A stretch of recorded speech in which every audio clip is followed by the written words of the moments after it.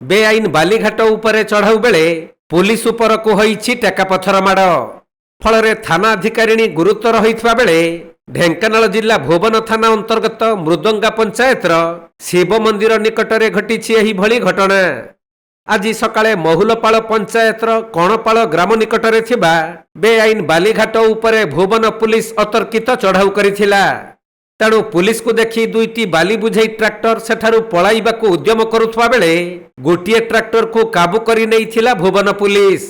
एथिरे उत्क्षिप्त होई ट्रैक्टर चालक और अन्य गाड़ीर चालकंक समेत हेल्पर माने मिसी पुलिस उपरकू टेकापथर माड़ करिथिले। एथि सहित भुवन आईआईसी रेणुबाला साहुंक बाम हाथ को मुड़ी सेमाने माड़ मध्य मारिथिले।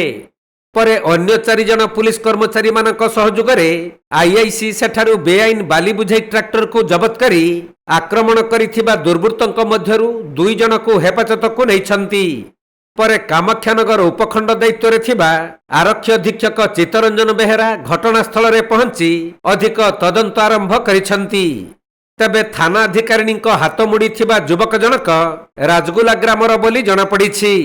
पुलिस आमर स्पेशल ड्राइव चली पुलिस जबत करथिला बेले पुलिस उपरे जना अटैक करछि केस रो तदंत चली पर डिटेल जना पड़ो।